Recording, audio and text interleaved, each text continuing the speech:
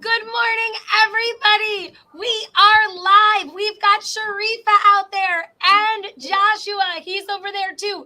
They're live from the first floor. It is so good to see all of you. I am so sorry that I missed Monday's episode. I was at a conference that day.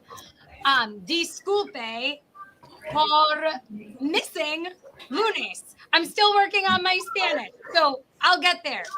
Today is Thursday, December 8th. It is a day two. Lunes, Diciembre ocho, dia dos. All right, let's do the land acknowledgement in English today. We respectfully acknowledge and honor this land on which we have built our school community, the traditional and ancestral lands of the Munsee Lenape people. We honor them and other Indigenous caretakers of these lands and waters, the elders who have lived here before, the Indigenous today, and generations to come.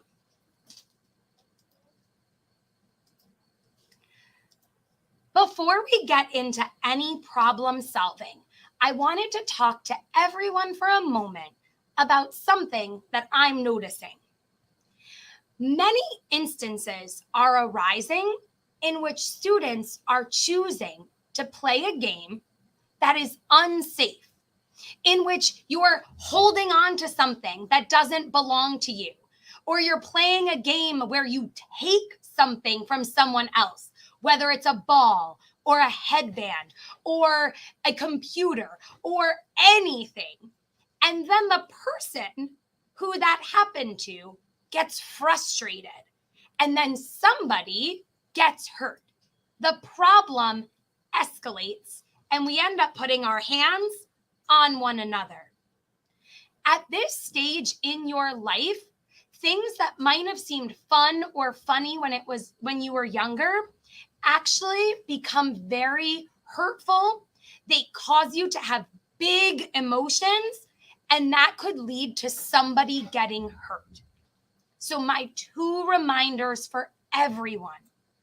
Number one, don't take anything that doesn't belong to you, even if you think you're being funny. And number two, do not put your hands or your feet on anyone. Everyone needs their personal space. And one more thing, no means no, and stop means stop. When we do these things, we are a kind, compassionate, loving, safe learning community. My biggest dream for all of us is that we can feel safe and loved and welcome here every day. And if people are taking our things, even if they think it's funny, it does not feel that way and can cause conflict. So please be mindful. Please be respectful of one another. Be the leaders that I know you are. And thank you for listening to me today. With that, I am going to bring in Sharifa, who I could tell was actively listening because she was looking at the screen the whole time. Sharifa, tell us about the art contest that you have developed for our students. So we'll be holding our tournament. There will be 3 rounds, and we'll be releasing the Google Form tomorrow because the first round, you'll have 2 days to complete a bookmark. And for the second round, you'll have 1 week to draw something on paper. And then for the third round, you'll have 2 weeks to make a 3D sculpture out of cardboard, foil, or something else. But make sure that it's appropriate and you are using materials that that the school's okay with, and they're not sharp and they're not like weapons, or they can hurt somebody. And you will have certain times to do this. You'll have a certain due date, and if you don't turn it in by that time to the main office, then you will not you will be executed from the tournament and you cannot participate. And we will probably be starting this next week on Wednesday. I love it. And we're going to add some more information to Roos, the Google Classroom. Is that correct? Awesome. Thank you so much, Sharifa. We're super excited. And I know that you talked to Ms. Flood about this as well. Mhm. All right, Sharifa, why don't you turn that screen over to Joshua? So Joshua is here today to talk a little bit about our student equity team. We are looking for more students, right, Joshua? Yep, we are. We only have 5 members, and we hope to increase the population by hopefully will be the next few weeks. So why don't you tell us, what is equity, Joshua? Well, equity is different from equality. Equality is when everyone has the same thing, so everyone thinks it's fair. But is it really fair? Equity is when everyone has what they need in Roosevelt School.